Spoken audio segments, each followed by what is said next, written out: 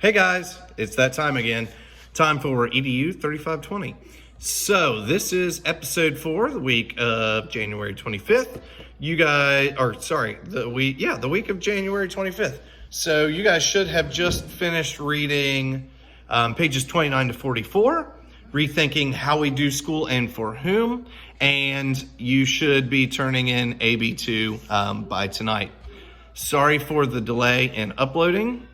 We have had significant weather and we've had some snow days, and my internet connection at home doesn't upload very quickly. So on top of that, my wife and baby flew to Florida today, so I've been bouncing all over the state. All right. First things first, let's talk about some housekeeping things. ABs are due today. First round was really good. I'm looking for more evaluation. Make sure that you guys dive in. I'm in the process of... Penelope's here. I'm in the process of grading mini lessons. For those of you that have had me before, you know that I do this pretty in depth, so you guys will get comments for your lesson plan and for your video. The question was emailed to me from another student about the topic of your ABs. So I wanted to let you guys know that in your schedule, in the syllabus, there is a topic for the week.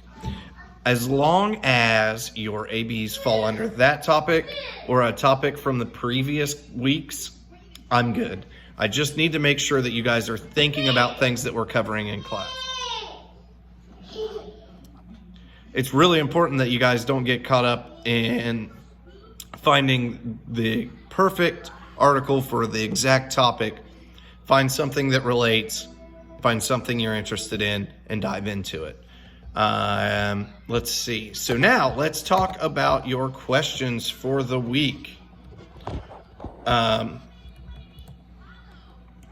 So the first question is, are the mini lessons that we're working on intended to be designed for any grade and any subject?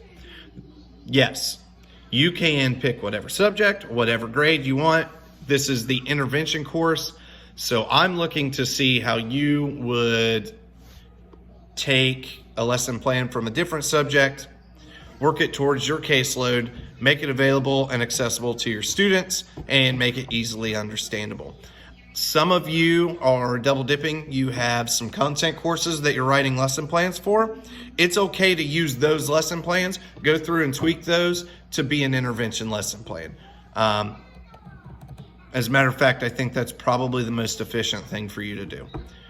Next question. How do I create an environment that supports all learners in my classroom? What are some suggestions I have for you for your future classrooms and creating an environment that supports all learners? Number one is not peekaboo. Number one, make sure that you communicate with your kids. They need to feel safe. They need to feel valued. They need to feel important. Differentiation is all about making sure that you do things a little bit differently for everyone. And creating your classroom environment is the same way. You want to make sure that the environment fits the needs of just about everybody. And so maybe some kids have certain things at their desk that other kids don't, and that's okay. Maybe you have a kid that's got a band under his chair because he has a hard time staying in his seat if he's not moving. Or you have a kid that sits on a cushion. You could have a kid that just stands, and that's fine. If he wants to stand and work from his seat, that's okay.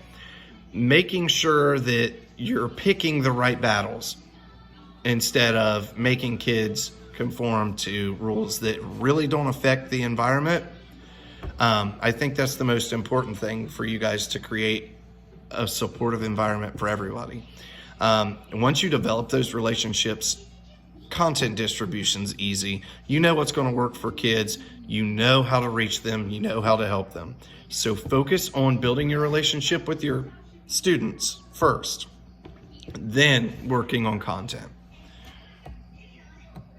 when doing a lesson, and for example, my lesson plans require group work, but a student may not do well in group work activities, what would I do in that situation? I think that group work is important, but just like in a job or in schools, you don't just bring a bunch of teachers together and expect them to just figure it out. You have to assign jobs. There has to be a person that's in charge. Every successful group work assignment that I have ever done has been a group of 3 or 4, and I have had a description for each job in the group. Nobody does the same job, and then if you keep your groups together, they rotate jobs. I think that that's really important. It takes the power dynamic away. It takes the struggle to be in charge away.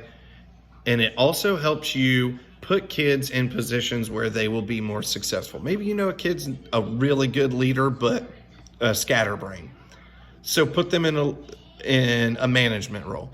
Maybe you have a kid that doesn't like to communicate, but they're very good at writing things down and keeping things organized. So that person becomes a recorder. You can cherry pick these things and assign different roles to different kids to make sure that they're experiencing success in your classroom. And this goes back to the previous question. That environment will become more supportive towards learners when they're experiencing success. You want the baseline for each kid to be success. When your kids come into your classroom, you need to ask yourself, are they coming in where their baseline is, I'm going to succeed today. I'm going to do this. Every day I go into this class, I do something good. Or are they coming in, every day I come into this class, I get in trouble. So what's the point?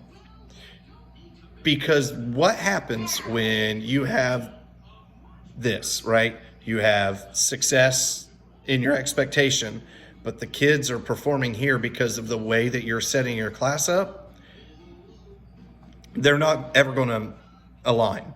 So you're just going to have kids that come in here that they create a memory based on their experiences, and then that becomes their baseline emotion, their baseline emotional response to your classroom. Once you have a negative one, it's really difficult to get a kid to buy into your classroom. All right, next one. If you're an intervention specialist taking kids out of the general classroom for a certain subject, do you teach the same lesson but with accommodations and modifications, or do you make a different lesson plan? Okay, if you are co-teaching or if you're pulling out, you do not need to make separate lesson plans. You make accommodations to the existing lesson plan. If you're co-teaching, it's common courtesy for the teacher that you're working with to give you the lesson plan so you know what's going on. I've been in situations where the classroom teacher and I have written lesson plans together, or maybe I'll plan the lessons for this week, you plan the lessons for next week, that kind of thing. And then I'll lead instruction and he will work with the kids, or he'll lead instruction and I'll work with the kids. That was probably the most beneficial co-teaching experience I've had for the students. They were receiving not only differentiation in instructional types, but differentiation in instructors. So tone, pacing, attitude, all those things were differing, and it really made for a classroom where kids were interested a lot more often. So I think that that's important. I also think that it's important to go ahead and let you guys know that modifications are changing the curriculum significantly. So if you guys are in a mild moderate and you're pulling kids out of a classroom for a subject, you should not be modifying the curriculum. You should be making accommodations to the lesson so that that curriculum is accessible. The modification is a pretty extreme thing, and most kids that get a modified curriculum end up taking alternative assessments at the end of the year. So with that being said, I think that's all I have for you guys this week. Be safe, hug your loved ones, and take care. I know I will. Bye.